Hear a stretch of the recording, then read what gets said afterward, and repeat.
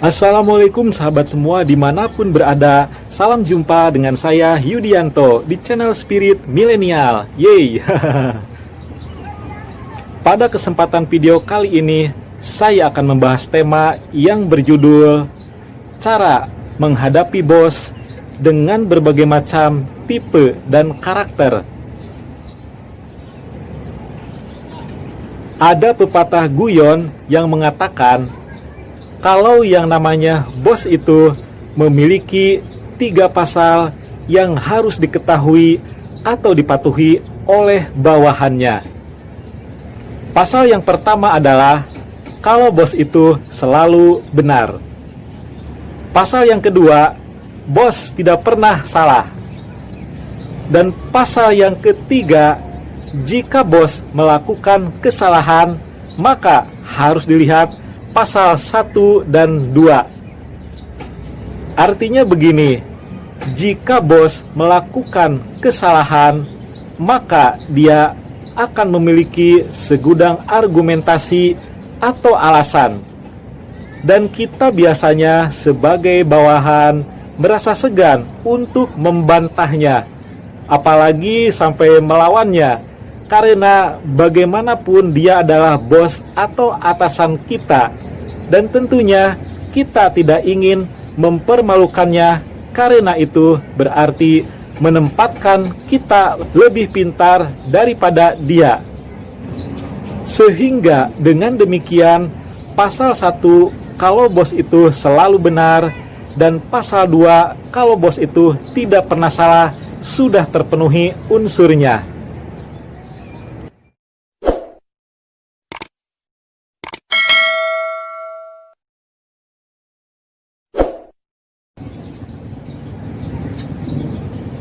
Lalu, bagaimana cara menyikapi dan menghadapi berbagai macam tipe dan karakter bos yang sering kita temuin, baik di dunia kerja, instansi pemerintah, swasta, perkantoran, organisasi, perniagaan, dan lain-lain. Baiklah, di sini saya akan berbagi pengetahuan dan pengalaman dan memberikan beberapa contoh tipe dan berbagai karakter bos yang perlu kita ketahui dan dimaklumi.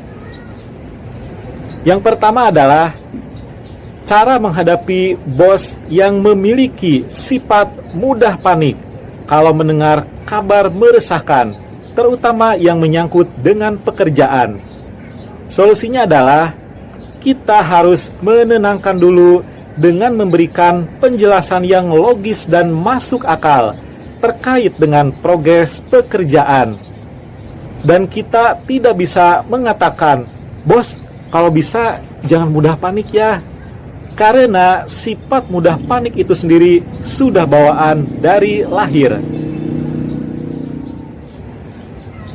Yang kedua, menghadapi bos yang cerewet dan bawel.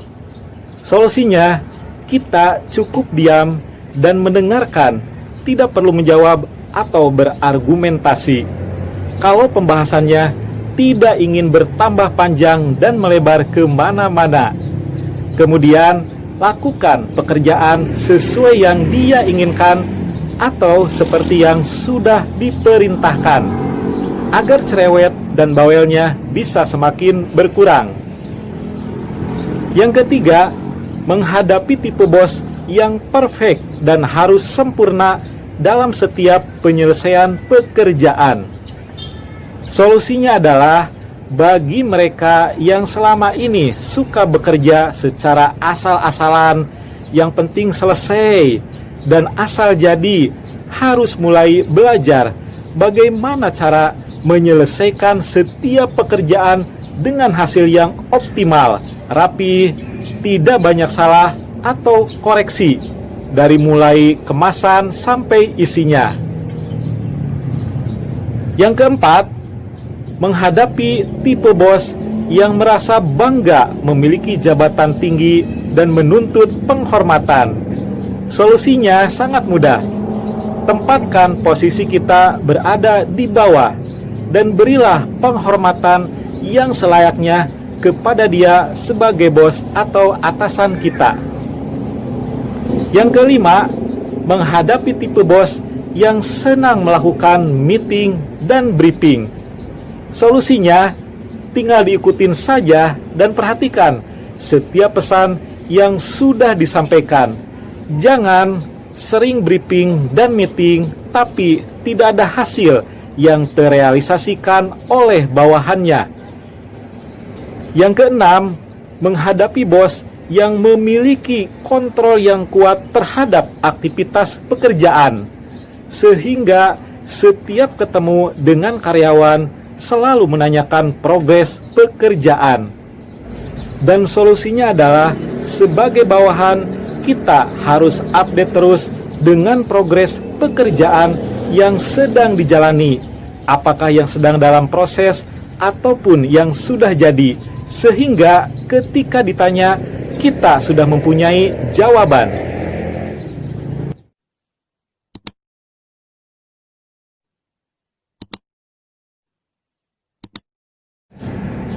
Yang ketujuh, menghadapi tipe bos yang selalu harus cepat dan tepat waktu jika ada tugas yang harus dikerjakan oleh bawahannya. Solusinya adalah, siapkan mental kita seolah-olah mau bertempur di medan perang, sehingga pekerjaan apapun yang ditugaskan bisa diselesaikan dengan tepat waktu dan benar. Yang kedelapan, menghadapi tipe bos yang disiplin dan selalu on time. Solusinya, sebagai bawahan, kita harus belajar untuk menyesuaikan diri dengannya kalau itu sesuatu yang positif. Yang kedelapan, menghadapi tipe bos yang suka marah-marah tidak jelas atau memarahi kita jika ada kesalahan di depan orang banyak.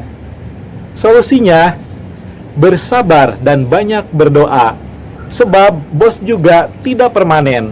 Suatu saat dia bisa saja kena mutasi atau dipindah, diberhentikan atau di-rolling ke tempat lain. Solusinya adalah, bekerjalah sesuai dengan yang dia inginkan, sehingga kalau hasil pekerjaan sudah sesuai dengan yang diharapkan, nanti marah-marahnya bisa menjadi berkurang. Sebab tidak mungkin orang marah-marah tanpa sebab, kan? Nah, mungkin masih banyak contoh tipe bos lainnya yang pernah kita temuin, dari yang baik sampai yang mengesalkan. Tapi intinya, selama kita masih butuh dan mencintai dengan pekerjaan yang kita jalani sekarang ini sebagai ladang untuk menafkahi keluarga atau diri sendiri, kita harus tetap bisa menjaga keharmonisan kerja dengan yang lainnya. Bagaimanapun juga, apakah dengan bos sebagai atasan ataupun dengan rekanan kerja lainnya. Kecuali kalau kita memiliki pilihan atau ada kesempatan bekerja di perusahaan yang lainnya.